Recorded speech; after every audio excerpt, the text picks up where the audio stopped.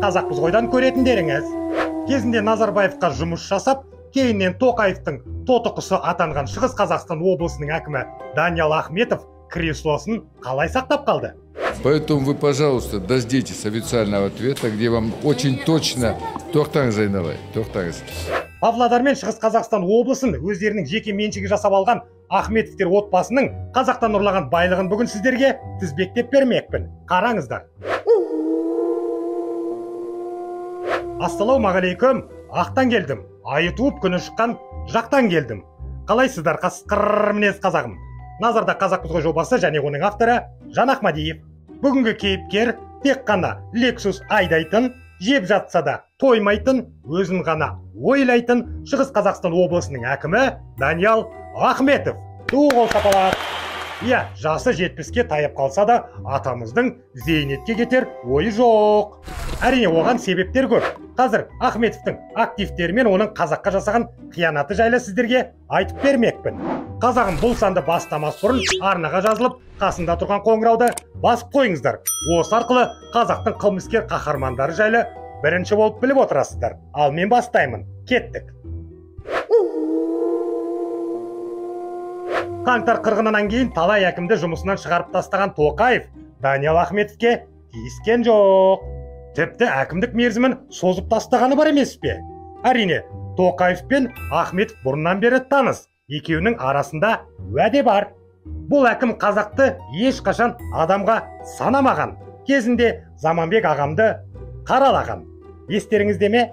Имеет ли сегодняшнее снятие занимаемой должности вот отношение какое-то к письму господина Нуркоделова? Безусловно, не имеет. Безусловно, не имеет. Я должен буду сказать, что то, что вчера было, или письмо господина Нуркоделова, это грязная ложь, которая свидетельствует о безнравственности этого человека, о его грязной совести и низкой морали. Бұл сөзді Даниал ішіп алып айтқан шығар. Себебі Ахметовтың араққа деген әуестігі жайлы мен емес, ел айтып жүр. Вискиді сіміріп алатын дәкең даңғаза өмірді де жақсы көреді. Баласының үйлену тойын Редисон Хотел Астанада жасаған әкім Lexuspен ғана жүреді. Бағасы 4600 евро тұратын күпайке ғана киеді. Қысқасы, Ахметов кайф өмірдің қандай екенін біледі. Да ну нахер. Отец! Ты видел? Даниал Ахметовтың кезінде қорғаныс министрлігінен масқара болып шығып кеткені естеріңізде шығар. Ахметов пен оның қол астындағылар 82 миллион долларды жемқорлық жолмен жымқырды деп айыпталып, Ахметовтен басқаның бәрі сотталды. Қызық, иә? Ой, содан не керек, Даниал өзін өзі атып өлтірмекші болып, оғы тимей қалды ма? Аман қалды ғой әйтеуір. Даниал Ахметов 2014 жылдан бері Шығыс Қазақстан облысының әкімі және әміршісі. Ой, бұл арамзаттың ғой. Адамзаттың Павлодар облысында да ықпалы бар. Тіпті павлодарлықтар бұл облысты өзара Ахметовский область деп те атайды екен. Осылайша Шығыс Қазақстан мен Павлодардың патшасына айналған Ахметовтер отбасымен танысайық онда. Даниалдың елден жасырған Талғат есімді баласы 31 жасында олигарх атанып, Forbes журналы оның байлығын 145 миллион долларға бағалаған. Бизнестен дым хабар жоқ. Талғат Павлодар нан тоқаш комбинаты жауапкершілігі шектеулі серіктестігінің және ұн өнімдерін пісіруге және сатуға мамандандырылған тағы да 2 серіктестіктің жалғыз құрылтайшысы болып табылады. Бұл зауыт сату көлемі бойынша Павлодар нарығының 40%-ын қамтиды екен.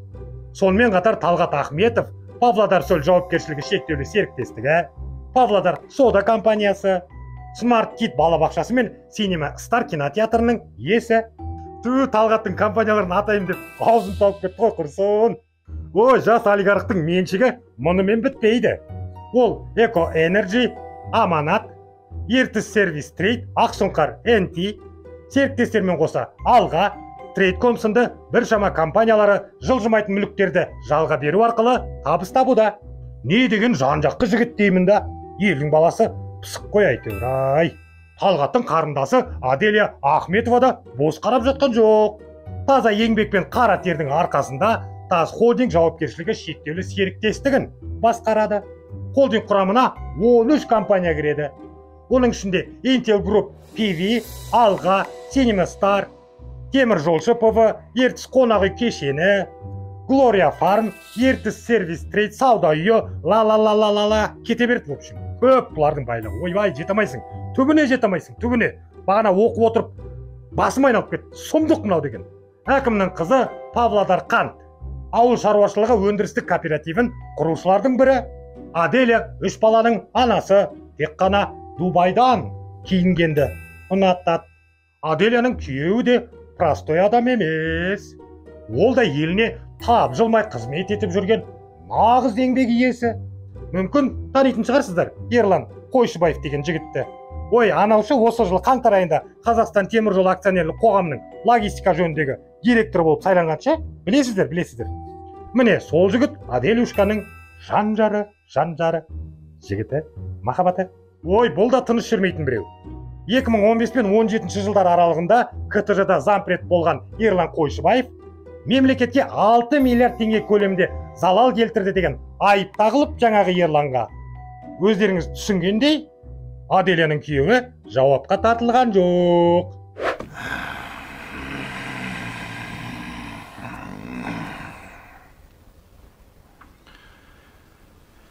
Да что ты, черт побери, такое несешь? Жалпы Даниял Ахметовтың 3 әпкесі бар. Бұл жартысыгын айтып отырмын. Үлкені Гүлнар Ахметова Павлодар психикалық орталығында дәрігер болса, Даниялдың ортаншы әпкесі Гүлназ Ахметова Өрле орталығының басқарма төрағасы және Алматы қалалық мәслихатының депутаты болған кезінде. Бүгінгі таңда бақытты отбасы қоғамдық қорын басқарып отыр.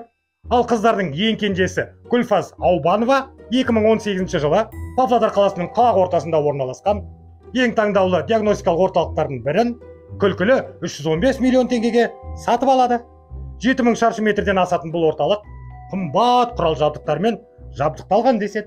Гүлфаздың бұдан басқа бірнеше поликлиникасы мен ақылы перзентханасы бар. Неткен дәулетті отбасы десейші, құдай-ау.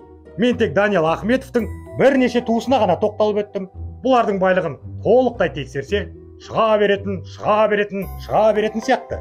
Өзі тоймастың көзі тоймас деп бекер айтпағын ғой, атамың қазақ.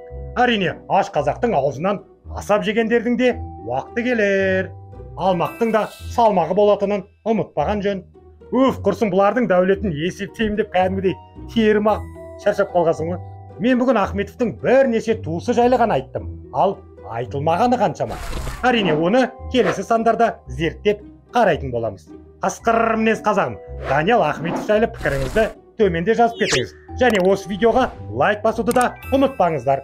Назарда болған Жан Ахмадиев және Қазақпыз ғой жобасы. Кездескенше күн жақсы.